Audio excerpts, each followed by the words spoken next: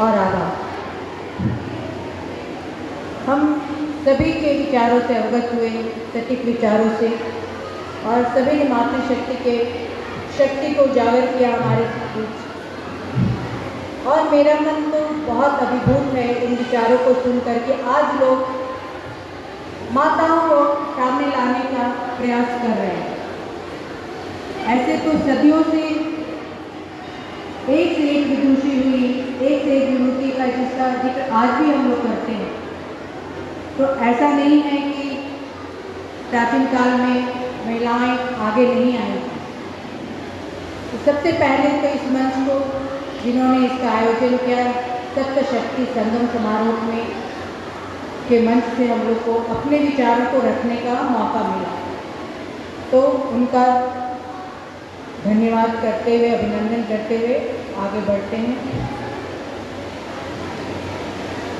हम हमेशा मातृशक्ति के बारे में बात कर रहे हैं, लेकिन ये ब्रह्मांड जो है, ये ब्रह्मांड की रचना दो अद्वितीय तत्व से बना है। शिव के रूप में पुरुष शक्ति और शक्ति के रूप में स्त्री तत्व के रूप में शक्ति। तो इसलिए हम पितृसत्ता को भी हम नहीं नकार सकते हैं, उनको भी हमें सम्मान देना होगा और उनका सम्मान सर्वोपरि है। हम आगे तो बढ़ते हैं, लेकिन जब तक ये दो शक्ति नहीं रहेगी तो कुछ पीछे छूट जाए। तो दोनों शक्ति की महत्ता है, इसको हमें ध्यान में रखना होगा। ये मातृशक्ति के लिए और ये जो सप्त शक्ति है, यही सृष्टि का आधार है। सृष्टि की रचना में शक्ति की अपार शक्ति के बिना सृष्टि की रचना नहीं हो सकती। इसलिए शक्ति की हमेशा से पूजा हुई है। शक्ति के प्रति हमारी अपार श्रद्धा है और भारत में शक्ति की हमेशा पूजा होती रही है। और शक्ति ऐसी है कि ये हमारे जीवन के हर पहलू में व्याप्त है। इसलिए भगवत गीता के 10वें अध्याय के 34वें श्लोक में भगवान कृष्ण, जैसे कि हम लोग पहले से भी जाने और इसके बारे में चर्चा हुई कि ये 7 गुण कृति, श्री, वाणी, स्मृति, मेधा, क्षमा, धृति, ये 7 गुण, और इसी को जागृत करके जो भी महिलाएं आज, जो भी विदुषी हमारे बीच हैं, जिनकी चर्चा आज भी होती है, ये सातों शक्ति का जागृत अपने अंदर करके उन्होंने एक उदाहरण प्रस्तुत किया। तो सदियों से हमारे देश में शक्ति की पूजा होती रही है और आदिकाल से लेके, वैदिक काल से लेके, मध्यकाल से लेके अनेक उदाहरण हैं हमारे सामने। और हम उन सभी उदाहरण को लेते हुए आज जो वर्तमान समय है और आज जो इसकी आवश्यकता है, उस पर हमें ध्यान देने की आवश्यकता है। जो बच्चियां हमारे बीच बैठी हैं, इसी में लक्ष्मीबाई है, इसी में मैत्री है, इसी में गार्गी है, इसको ही हमें बनाना है।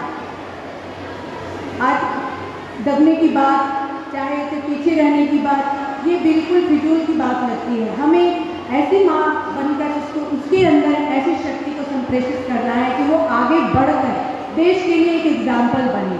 उसको दबने और पीछे रहने की आवश्यकता नहीं है। उसे ऐसी शिक्षा दीजिए, ऐसे संस्कार दीजिए कि वो ये नहीं सोचे कि हमें पीछे रहना है, नहीं, उसे घर से ही ऐसे बनाइए कि आज ऑपरेशन सिंदूर करने की आवश्यकता नहीं पड़े। वो घर में ही उसको ऐसी शक्ति दीजिए और ऐसे संस्कार दीजिए, ऐसी शिक्षा दीजिए कि वो समाज में एक एग्जाम्पल बने। आपको देखकर, आप माँ बनकर उसके अंदर संस्कार दीजिए और आपको देखकर 10 लोग बोलेंगे कि नहीं, हमें भी वैसा बनना है। वो जिस क्षेत्र में जाना चाहती है, लड़कों के लिए लोग ज़्यादा जागरूक रखते हैं कि हमारा बेटा है, कल हमारा ये भविष्य बनेगा, लड़की भी हमारी भविष्य है, बच्ची भी हमारी भविष्य है। उसके अंदर ऐसे संस्कार, ऐसी शक्ति और ऐसी शिक्षा दीजिए कि वो समाज में एक उदाहरण प्रस्तुत करे। वर्तमान समय में हमारे समाज में जो मिश्रित भावनाएं चलती है, एक तरफ तो लड़की पायलट बन रही है और अंतरिक्ष पे जा रही है, हमारी माननीय राष्ट्रपति जी वो भी महिला है।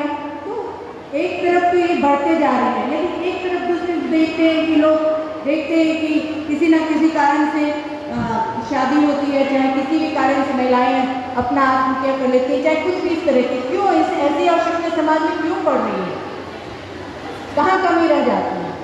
तो जब घर में हम बच्ची की तरह उसको पाल रहे होते हैं तो ये उस समय इसको मजबूत बनाने की आवश्यकता है। जब हम शिक्षा उसको देते हैं तो गुणवत्तापूर्ण शिक्षा दीजिए कि वो आगे आत्मनिर्भर बन सके, उसे किसी के ऊपर आश्रित नहीं होना पड़े। और यहाँ जो उपस्थित बच्चियाँ हैं, हम उसको लगता है कि जो भी उनके अभिभावक हों उसे किसी तरह की कोई कमी ना हो, जो करना चाहे, जो पढ़ना चाहे, सीखना चाहे, चाहे संगीत के क्षेत्र में, कला के क्षेत्र में, चाहे इंजीनियर बनना चाहे, डॉक्टर बनना चाहिए, खुशी से बोलिए, उल्लास से बोलिए कि मैं तुम्हारे साथ हूँ, तुम्हारे पीछे हूँ। इस तरह करके एक उन्नत समाज की हम स्थापना कर सकते हैं। जय हिंद, जय भारत। अपने आप